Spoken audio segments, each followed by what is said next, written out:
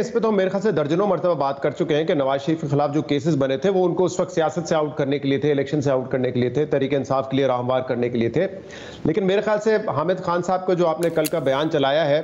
मुकम्मल तौर पर उस बयान से इस मामले को जोड़ना दुरुस्त नहीं होगा। ये ठीक बात है कि आपने उनके प्रोग्राम का वो हिस्सा चलाया है जो कि हमारे सवाल से रेलेवेंट है, लेकिन ये जो बयान आपने चलाया है ना, ये शुरू यहाँ से होता है, इसके दरमियान में कुछ और बातें थी और इसके आखिर में भी कुछ और बातें थी। तो अगर मैंने इस बात का जवाब देना है कि क्या हामिद खान साहब का बयान दुरुस्त है, तो मुझे उसका कॉन्टेक्स्ट पूरा क्लियर करना पड़ेगा और बताना पड़ेगा कि वो बयान क्या था। आपका सवाल आई अंडरस्टैंड, वो तो रेलेवेंट है नवाज शरीफ से।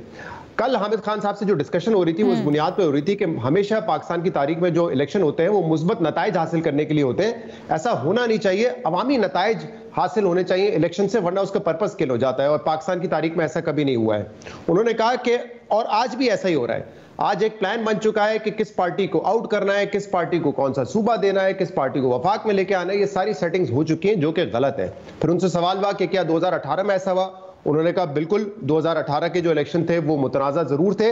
लेकिन 2013 के जो इंतखाबात थे वो भी मुतनाज़ा थे। उसमें तहरीक इंसाफ की पंजाब से 20 सीटें जो है चुरा ली गई और वो नून लीग को दी गई ताकि वो अक्सरियत हासिल कर सके। उन्होंने कहा कि नून लीग शायद वैसे भी अक्सरियत हासिल करती, लेकिन 20 सीटें उनको इजाफी दी गई और तहरीक इंसाफ को नुकसान पहुंचाया गया। फिर 2018 में नून लीग पहले फेवरेट थी, 2013 में, 2018 में पीटीआई फेवरेट हो गई और फिर वो इक्तदार में आ गए। उन्होंने आगे ये कहा कि मरीम नवाज जेल में थी, उस वक्त नवाज शरीफ जेल में थे, उनके साथ जो हुआ वो गलत हुआ, वो कुछ हद तक वो ज्यादती हुई, ये उनके अल्फाज थे कि कुछ हद तक उनके साथ ज्यादती भी। लेकिन वो कह रहे हैं कि इस वक्त जो हो रहा है, वो कह रहे हैं कि वो उससे बहुत ज्यादा है, इस वक्त मामला इंतहा को पहुंच चुके हैं, क्योंकि उस वक्त नून लीग का शिकवा ये था कि हमें लेवल प्लेइंग फील्ड नहीं मिल रही। आज तो कह रहे हैं कि तहरीक इंसाफ के पास कोई फील्ड ही नहीं है। उस वक्त वो कहते थे शहबाज शरीफ समेत पूरी पार्टी जलसे कर रही थी, कैंपेन कर रहे थे, इलेक्शन लड़ रहे थे और पंजाब में अक्सरियत लेके भी सामने आए। सिर्फ नवाज शरीफ और मरीम नवाज साहब जेल में थे, लेकिन आज इमरान खान समेत उनकी पूरी पार्टी या तो पार्टी छुड़वा दी गए या वो जेलों में है। तो आज तो कोई फील्ड ही नहीं है और मामला इस इंतहा को पहुंच चुका है जिसकी कोई मिसाल नहीं मिलती। अगर कोई पैरेलल ड्रॉ किया जा सकता है तो वो 1971 से ड्रॉ किया जा सकता है। मेरे ख्याल में अब सवाल होना चाहिए कि क्या ये बयान उनका दुरुस्त है, क्योंकि इसमें बीच में उन्होंने नवाज शरीफ की बात की और बाकी पूरा उन्होंने एक सियासी मंजरनामा खींचा है आज के हवाले से।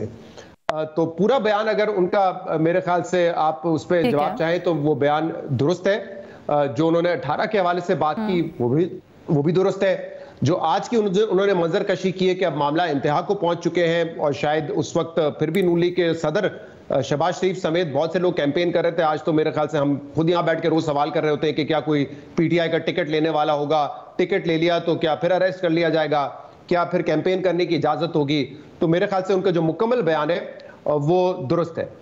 लेकिन शहजाद, इस पर्सपेक्टिव को भी ज़रा हाईलाइट कीजिएगा, क्योंकि 2018 को हम हमेशा इसलिए रेफर करते हैं जहां से शुरू हुआ ये सारा का सारा मामला, वो कि उससे पहले भी बहुत सी ज्यादतियां होती रहीं, लेकिन वो तो एक सिटिंग प्राइम मिनिस्टर को आपने हटा दिया, तो बहुत बड़ा सवालिया निशान, और किस तरह से वो सारी केसेस बनाए गए, कानून का सहारा लिया गया। सो आई थिंक इस पस मंजर के ऊपर भी मद्देनजर रखते हुए अगर आप रोशनी डालें। मैं कह रहा हूँ ना जी, इसलिए मैं कह रहा हूँ, उन्होंने जो 2018 के हवाले से बात की कि तहरीक इंसाफ फेवरेट थी और उस वक्त नून लीग के साथ जो हुआ, मैं कह रहा हूँ ना कि वो बात भी दुरुस्त है, लेकिन जो पूरा बयान था वो आज के तनाजुर में बात करने चाह रहे थे। बीच में सवाल 2018 के हवाले से हुआ तो उन्होंने उसका जवाब भी दिया, लेकिन असल जो उनकी गुफ्तगू थी वो आज के हवाले से थी। यहाँ पे मैं आपको याद दिलाऊं कि ये जो पनामा केस शुरू हुए थे, उस वक्त जो वकील थे इमरान खान के वो हामिद खान साहब थे। तो अगर हामिद खान साहब से आप ये पूछेंगी कि पनामा केस क्या एक सॉलिड केस था और नवाज शरीफ के करप्शन के हवाले से था, तो हामिद खान का जवाब इसमें होगा जी हाँ, बिल्कुल ऐसा ही था, क्योंकि हामिद खान साहब खुद इसके वकील थे और आपको पता है कि कोई वकील वो केस लेता नहीं जब तक उसको पता ना हो कि इसमें कोई सच्चाई है और वो केस जीत ना सकता हो। तो हामिद खान साहब पनामा के हवाले से तो मुझे जो उनके दलाइल याद है, जो आके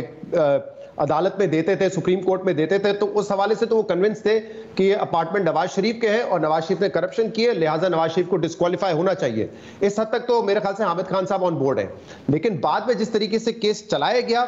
और जिस तरीके से नवाज शरीफ को नाअहल किया गया सैलरी रिसीवेबल पर, उस पर उनको एतराज है कि जिस तरीके से पूरा प्रोसेस चला, तो आखिर में आके ये लगता है कि ये मामला जो है नवाज शरीफ को निकालने का था। लेकिन अगर वो समझते हैं कि बिसात बहुत पहले बिक चुकी थी इसकी और सारी सेटिंग्स हो चुकी थी और ये केस इसीलिए बनाया गया था, तो फिर हामिद खान साहब को इस बात का जवाब देना चाहिए कि वो केस उन्होंने क्यों टेकअप किया था। उसमें इमरान खान की वकालत कर रहे थे और कोशिश कर रहे थे कि अदलिया के जरिए नवाज शरीफ को पनामा केस में डिस्क्वालीफाई किया। कंपैरिजन मेरे ख्याल से पार्टीज अपने बेसिस पे करती रहेंगी कि 1971 से पैरेलल ड्रॉ किया जा सकता है, आज जो हो रहा है और किसी से नहीं किया जा सकता, 2018 में हुई, हमें इस पे बहस पे पढ़ने की जरूरत नहीं है, गलत उस वक्त भी हो रहा था, आज भी हो रहा था। लेकिन ये महमल की बात बिल्कुल दुरुस्त है कि 2007-8 ऑनवर्ड्स हम एक प्रोसेस में थे जहां पे जो सिविलियन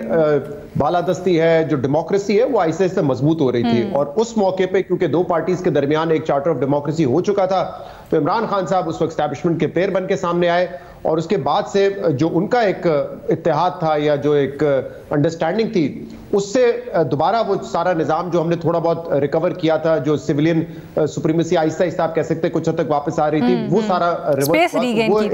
ठीक होता है कि वो स्पेस जो थी वो सारी चली गई। और मेरे ख्याल से इस मॉडल से दोबारा बाहर निकलना बड़ा मुश्किल नजर आ रहा है। ऑल्सो ना सिर्फ वो चली गई बल्कि इतनी बुरी तरह से रिवर्स हुई कि उससे अब किस तरह से निकला जाए, ये अपनी जगह एक बहुत बड़ा सवाल है। और इसी को खोजने के लिए मेरा ख्याल है हम साल डेढ़ साल से वोट ऑफ नो कॉन्फिडेंस की, सॉरी ना ही खोजे